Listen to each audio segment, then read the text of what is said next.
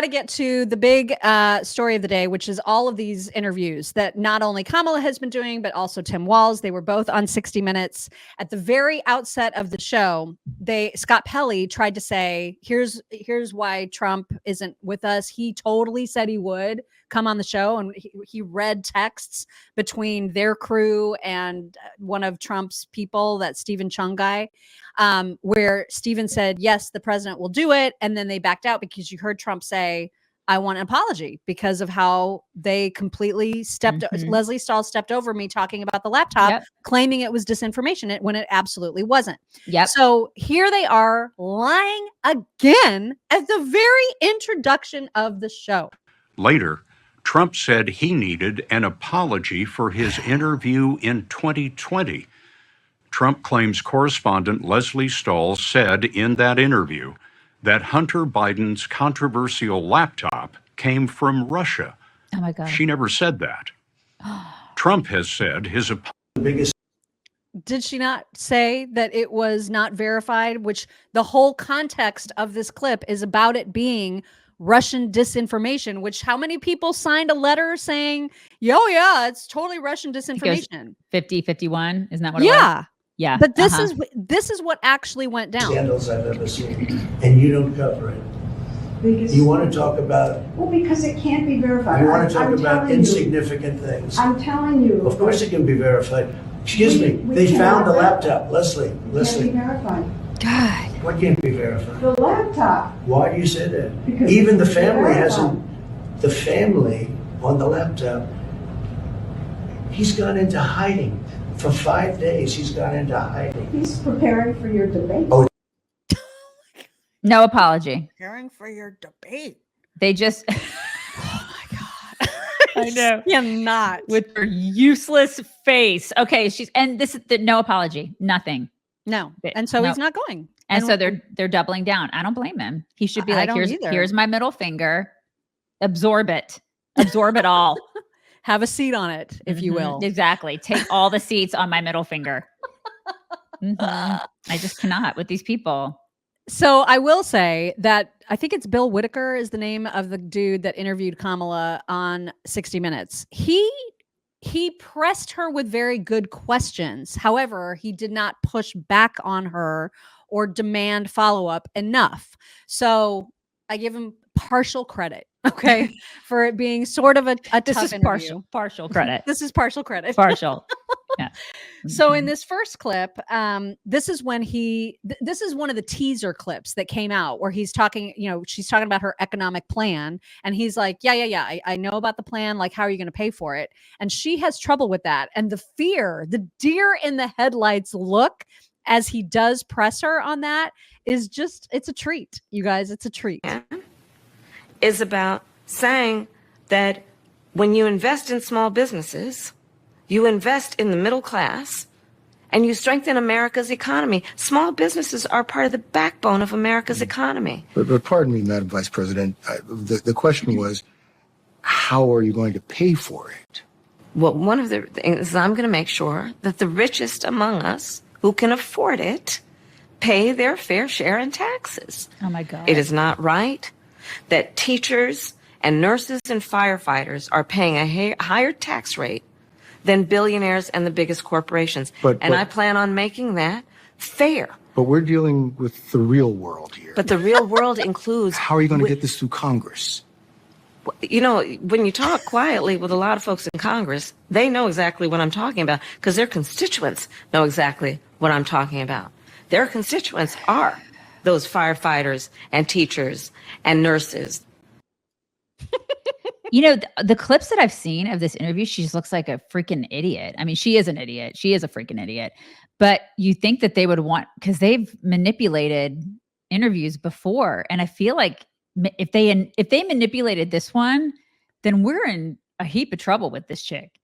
Yeah, I mean, if they tried to make her look good, fail. Yeah. I mean, if this is the best they could do, holy cow. I mean, the blinking and the fear on her face when she's just stressed. It's just, all she shows is ineptness in the clips that I've seen. And so I'm just like, wow, this is the best you could do, 60 minutes? Because damn, I know. it's bad. So we were just talking about the Kamala tax policies and how they're going to utterly destroy the country in almost every way. And this is why Birch Gold is like sounding the alarm bells. They're basically saying, and I'm just going to tell you what they're saying, with the massive tax hikes proposed by Harris, an almost 40% top income tax rate, 7% increase to the corporate tax, a capital gains tax on unrealized gains, and the fact that she is proposing to add almost $2 trillion to the current $2 trillion deficit, this is the time that you might want to think about protecting your savings, protecting your IRA, protecting your 401k, protecting your retirement.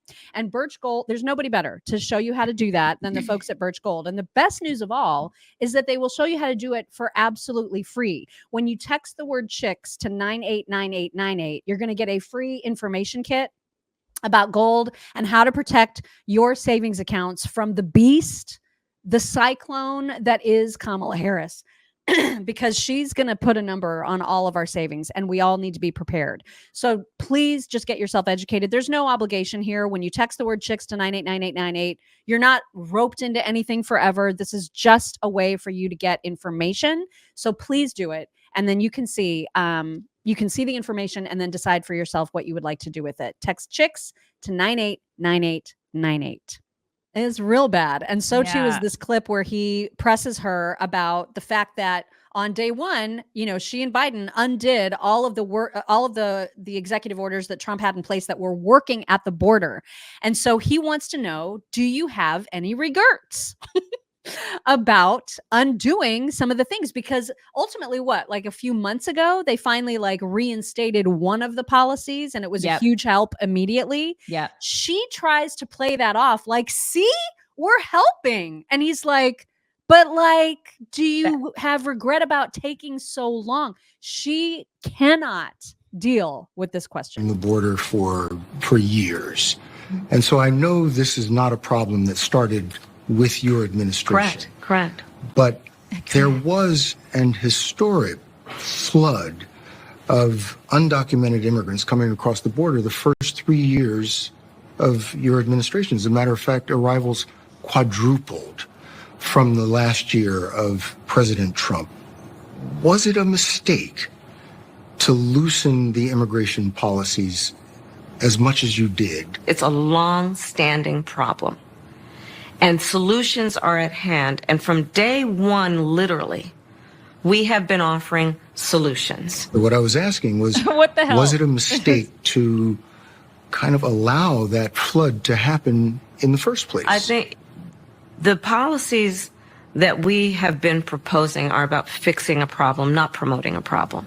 Okay? But the numbers did quadruple. And the numbers today, because of what we have done, oh my God, we have cut the flow of illegal immigration by half. But should you we have have done cut that? the Should you flow have of done that? fentanyl by half, but we need Congress to be able to act to actually fix the problem.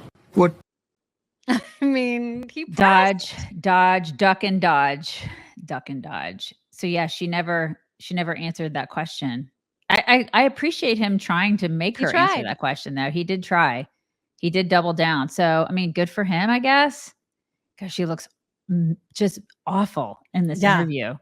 Really, really, really bad. I mean, and without exception, with almost every single question, this next one, he asked her to explain what she considers success in Ukraine to look like. I mean, that's a simple question. It's very straightforward. Yeah. What does it mean for Ukraine to be successful? How will we know Ukraine has won? And she can't, you guys, she cannot. Success look like in ending the war in Ukraine? There will be no success in ending that war without Ukraine and the UN Charter participating in what that success looks like. Would you meet with President Vladimir Putin to negotiate a solution to the war in Ukraine? Not bilaterally without Ukraine. No. Ukraine must have a say in the future of Ukraine. As president, would you support the effort to expand NATO to include Ukraine?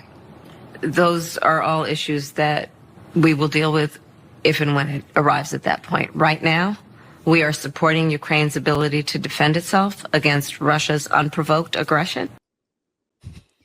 She has no idea what she's doing No from idea. a foreign policy standpoint.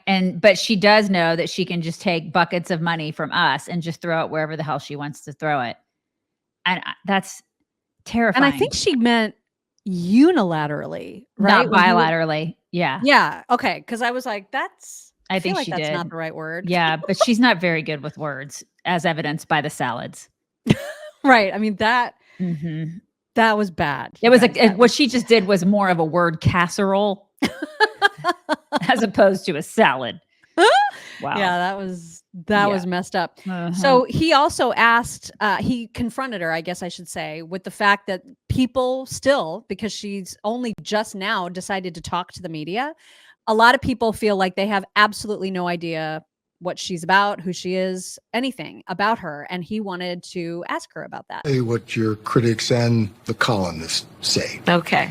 They say that the reason so many voters don't know you is that you have changed your position on so many things. You were against fracking, now you're for it. You supported looser immigration policies, now you're tightening them up. You were for Medicare for all, now you're not. So many that people don't truly know what you believe or what you stand for. And I know you've heard that. In the last 4 years, I have been Vice President of the United States, and I have been traveling our country, and I have been listening to folks and seeking what is possible in terms of common ground. I believe in building consensus. We are a diverse people, geographically, regionally, in terms of where we are in our backgrounds. And what the American people do want is that we have leaders who can build consensus, where we can figure out compromise and understand it's not a bad thing, as long as you don't compromise your values, to find common sense solutions. And that has been my approach. You have no values. That's basically what you're saying. You stand for nothing. All you want is to have power. So you'll say and do anything to get that power. What a hag. Except that people like that are on the left will hear that answer and think, oh yeah, consensus and feel goods and kumbaya and like, Oh my God. so warm and fun. They'll totally eat that shit up. They That will. was the biggest crock of bullshit.